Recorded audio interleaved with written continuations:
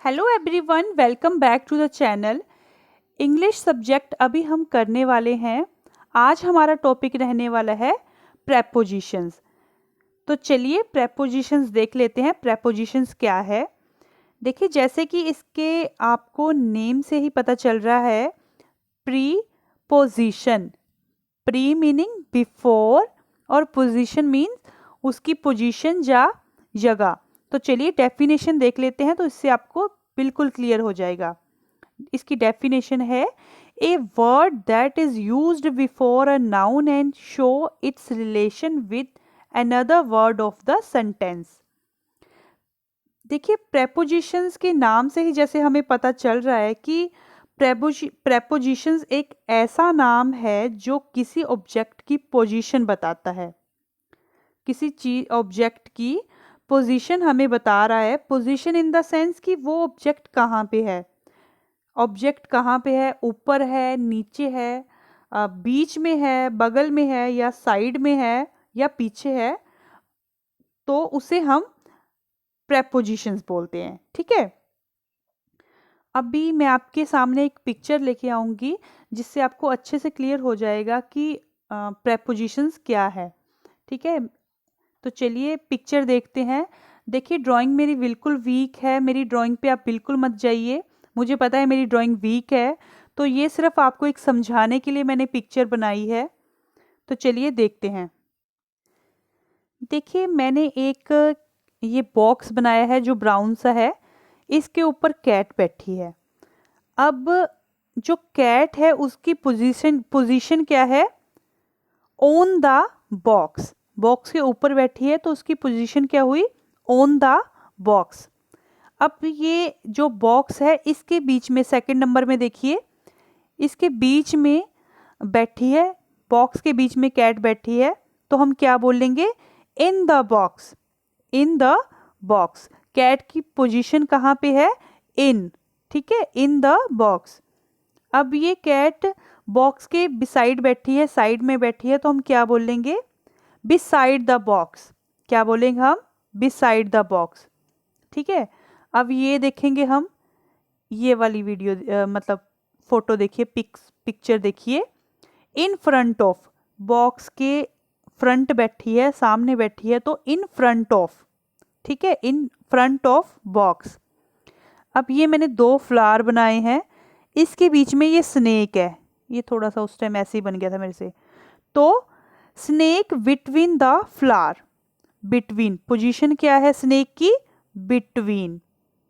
तो ये इंसेक्ट बनाए हैं मैंने। ये है बॉक्स के इंसेक्ट जो अराउंड है। ठीक है, इंसेक्ट अराउंड द बॉक्स। अब कैट टेबल के नीचे है, मतलब under the table. Cat is under the table. ठीक है, अब ये जो कैट है वो ये बॉक्स ही है। ठीक है, तो बिहाइंड द बॉक्स। ठीक है, कैट कहाँ है? पीछे है बॉक्स के। तो ये एक पिक्चर बनाई है मैंने। इसकी आई होप आपको इसकी पोजीशन समझ आ गई होगी कि एक ऑब्जेक्ट की हम पोजीशन कैसे डिस्क्राइब करते हैं। कैट ऊपर है, एक में बीच में है बॉक्स के, तो ये क्या है? प्रेपोजिशंस है। ठीक है जी, चलिए हम प्रेपोजिशंस की एग्जाम्पल देख लेते हैं। ठीक है, प्रेपोजिशंस कौन कौन सी होती हैं? जैसे इन है, on, at, to, by, for, far, since, into, between, below, under, with, sorry with, behind, upon, over, above, beside, among, before, after, till, until, etc. ठीक है जी, ये prepositions होती हैं। और भी होती हैं बट ये मेनली जो मोस्ट ज़्यादा यूज़ होने वाली हैं, ये मैंने वही लिखी हुई हैं। तो चलिए इसको हम बहुत ही आसान भाषा में, बहुत ही ट्रिकी मेथड से हम इसको सीखेंगे। देखिए, ये प्रेपोजिशंस के टाइप्स हैं। ठीक है, तो प्रेपोजिशंस की कितने टाइप होते हैं? 3 टाइप्स हैं। ठीक है, prepositions of place, prepositions of time, prepositions of direction. ठीक है, तो अभी prepositions ऑफ प्लेस में देखेंगे कि प्लेस में हम इन लगता है, on, behind, at, between, over, above, below, under.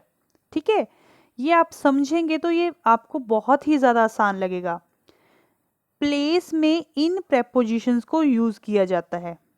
ठीक है, और टाइम में at, on, from, by, in, during, with in.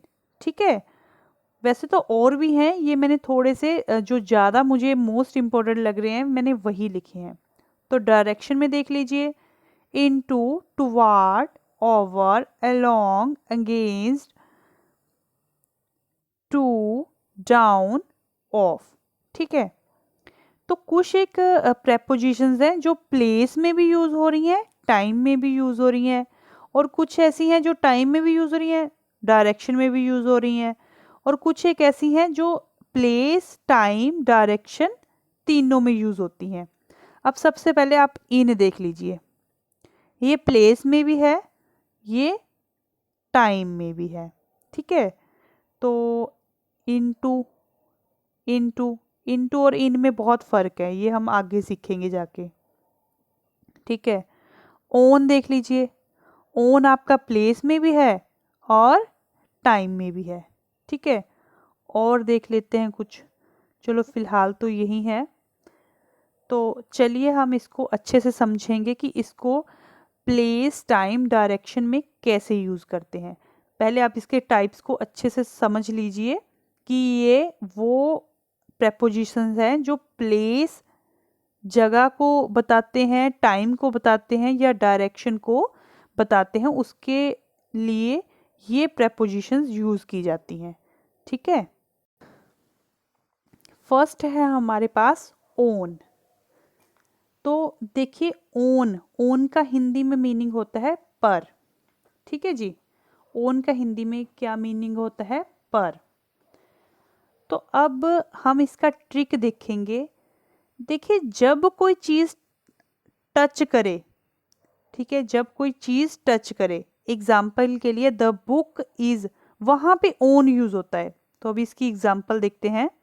The book is on the table, book table पर है, the book is on the table. अब जो book है वो टेबल पे है, और टेबल एक पे जो चीज़ पड़ी है, बुक पड़ी है, वो टेबल को टच कर रही है। तो ये क्या ट्रिक यूज़ हुआ? जब कोई चीज़ टच करे, मतलब कि अब बुक टेबल को टच कर रही है, तो वहाँ पे क्या आएगा? ओन आएगा। क्या आएगा वहाँ पे? ओन आएगा। ठीक है, अब आप ये याद रखेंगे कि जब कोई चीज़ टच करे ऑब्जेक्ट को, तो पोजीशन टच कर रही है, तो क्या आएगा? ओन आएगा। प्रेपोजिशंस क्या आएगी? Own. The book is on the table. ठीक है, अब देख लेते हैं ओवर। ओवर का हिंदी में मीनिंग होता है ऊपर, के ऊपर। ठीक है, अब इसमें देखते हैं, ठीक, जब कोई चीज़ टच ना करे, जब कोई चीज़ टच ना करे। अब ऐसे कि इसकी एग्जाम्पल है, the fan is over my head, पंखा मेरे सिर के ऊपर है, मतलब ओवर माई हेड, सिर के ऊपर है और वो टच नहीं कर रहा है, वो टच नहीं कर रहा है, तो क्या आएगा वहाँ पे? ओवर आएगा। ठीक है जी, चलिए थर्ड देखते हैं हम, इन। इन का हिंदी में मीनिंग होता है में। अब in with time, place and object. In कहाँ यूज होगा? टाइम में भी यूज होगा, प्लेस में भी यूज होगा, ऑब्जेक्ट में भी यूज होगा। तो चलिए पहले हम प्लेस देख लेते हैं। एग्जाम्पल क्या है इसकी? अरियाही लिव्स इन उन्ना, अरियाही उन्ना में रहती है। अरियाही एक लड़की है जो कि उन्ना में रहती है। अरियाही लिव्स इन उन्ना, उन्ना प्लेस है, ठीक है, और लिव्स मतलब अरियाही रहती है में। अब यहाँ पे यूज हो गया में। ठीक है, तो ये क्या प्लेस में यूज हुआ? इन। ठीक है, अब हम देखते हैं, अब देखिए टाइम में कैसे यूज होगा इन टाइम में कैसे यूज होगा। तो किसी सेंटेंस में होता है 2 साल में, तो वहां पे हम क्या लिखते हैं, इन 2 years। गर्मियों में, इन समर्स। सर्दियों में, इन विंटर्स। 2015 में, इन 2015। और इसको ऑब्जेक्ट में कैसे यूज करते हैं हम, तो इसका एग्जाम्पल देखेंगे, we read it in the book. We read it in the book, हमने ये बुक में पढ़ा। ठीक है, तो ऑब्जेक्ट, ठीक है, ऑब्जेक्ट कैसे यूज होगा, we read it in the book. तो आई होप ये आपको इन समझ आ गया होगा। अब फोर्थ है हमारे पास इनटू। देखिए इन में हिंदी का मीनिंग होता है में, ठीक है, और इनटू का हिंदी मीनिंग होता है में। ठीक है, इसका भी में होता है, और इसका एक मीनिंग होता है के अंदर, भीतर। ठीक है, अब इसका ट्रिक क्या है, जब कोई चीज से किसी और एक चीज के अंदर जाए, मतलब किसी एक चीज से जब हम दूसरी चीज में जाते हैं तो उसमें इनटू यूज होता है। The frog jumped into the well. The frog jumped into the well. अब देखिए फ्रॉग ने जब जंप किया तो उसने वो अपनी सतह छोड़ी, जगह छोड़ी, तो वो उसने कुएं में जंप किया।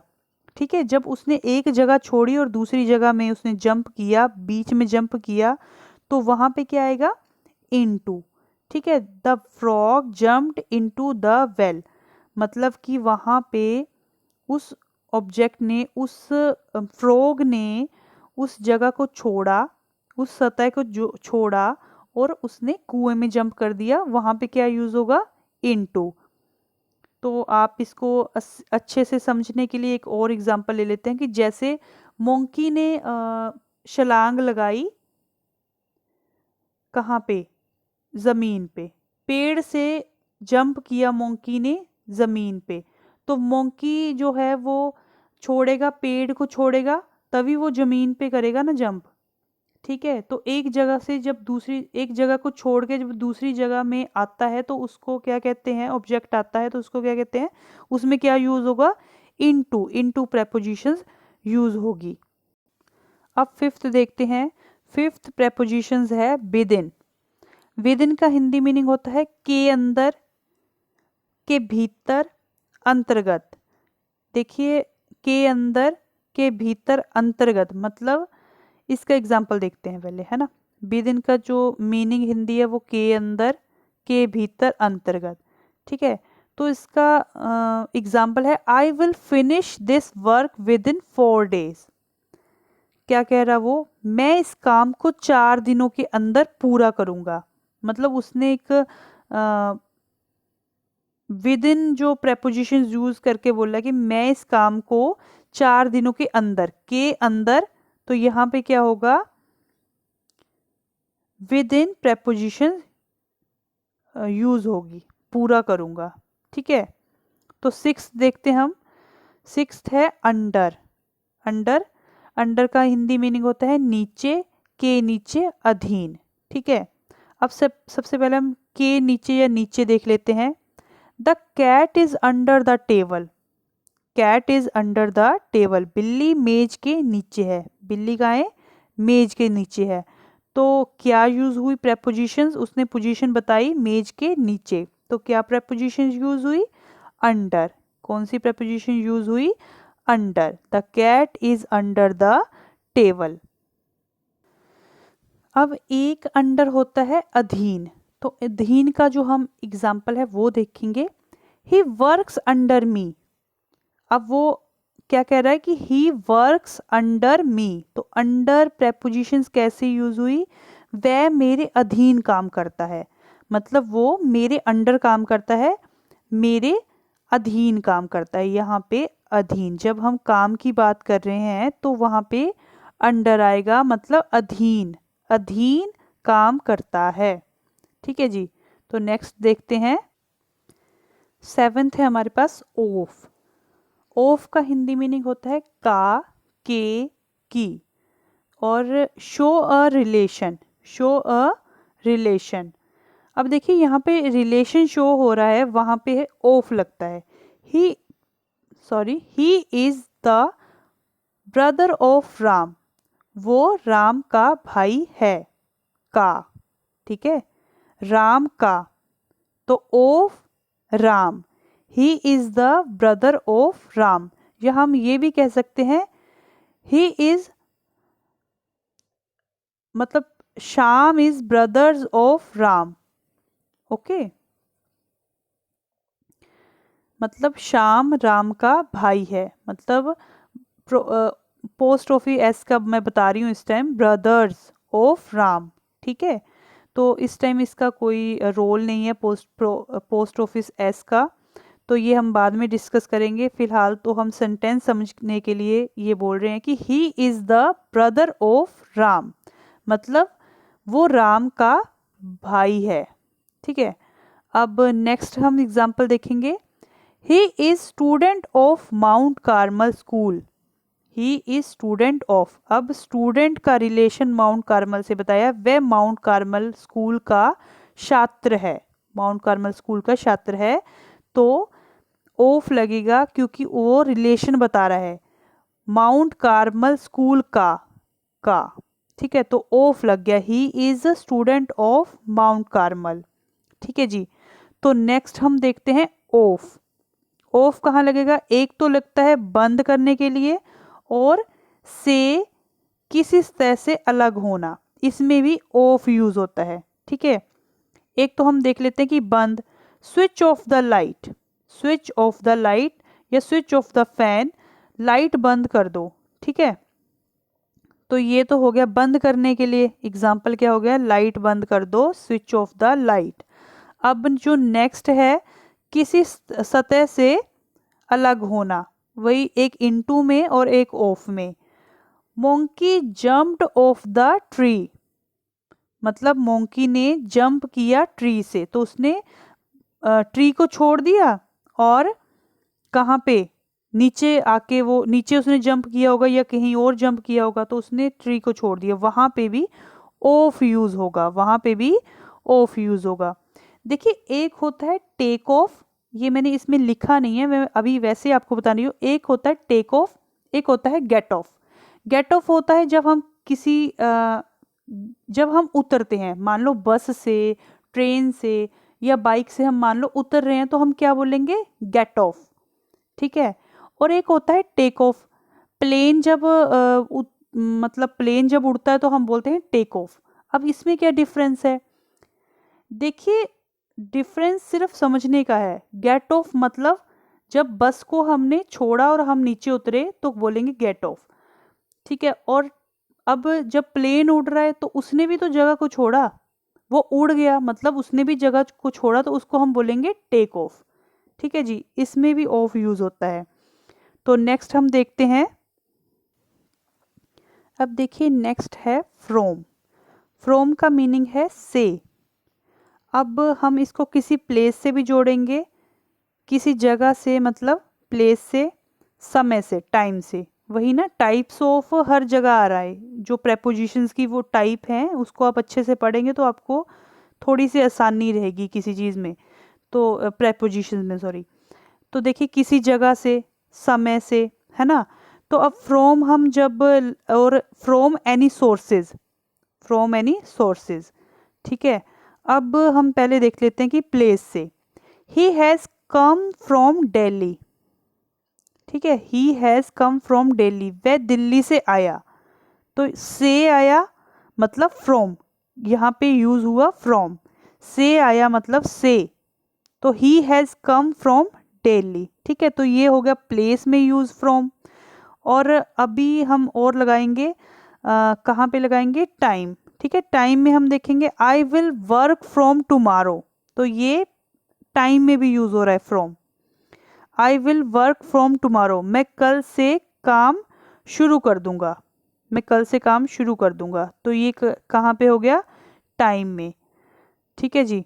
तो नेक्स्ट देखते हैं फार।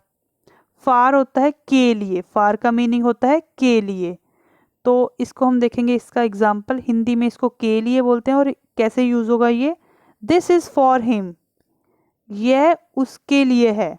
अब मान लो कोई चीज़ हम स्पेशल लेके आते हैं किसी के लिए, तो कोई हमसे पूछता है कि ये किसके लिए है या मेरे लिए क्या है, तो हम उसको बोलते हैं कि नहीं ये तुम मत लो, ये उसके लिए है। तो उसके लिए मतलब दिस इज फॉर हिम। तो यहाँ पे प्रेपोजिशन यूज हुई फॉर। ठीक है, तो नेक्स्ट हम देखते हैं। तो नेक्स्ट है हमारे पास विद। विद देखिए, विद का हिंदी मीनिंग होता है साथ, के साथ, साथ में। वैसे तो एक ही चीज़ है, बट चलो कई बार हम देख लेते हैं कि के साथ, साथ में, इसको भी हम हिंदी मीनिंग में लेके ही चलेंगे विद में। तो इसका एग्जाम्पल है, पहले तो देख लिए ना, साथ का मीनिंग हिंदी में साथ, सॉरी विद का मीनिंग साथ, के साथ, साथ में। ठीक है, तो अब हम देखेंगे कि इसको कैसे यूज़ करते हैं। I play with my friend, I play with my friend, मैं अपने दोस्त के साथ खेलता हूँ। यहाँ पे एस आना था। ठीक है, तो मैं अपने दोस्तों के साथ खेलता हूँ, I play with my friends, S. ठीक है, तो ये हो गया विद। के साथ मतलब मैं अपने दोस्तों के साथ, यहाँ पे के साथ आएगा वहाँ पे विद लगेगा। ठीक है, तो 12th है वाई। वाई कहाँ यूज होता है, द्वारा, इसका हिंदी मीनिंग है द्वारा, के द्वारा, से, के जरिए। जरिए उर्दू शब्द है, ये भी मैंने साथ में लिख दिया कि द्वारा मतलब जरिए से, है ना।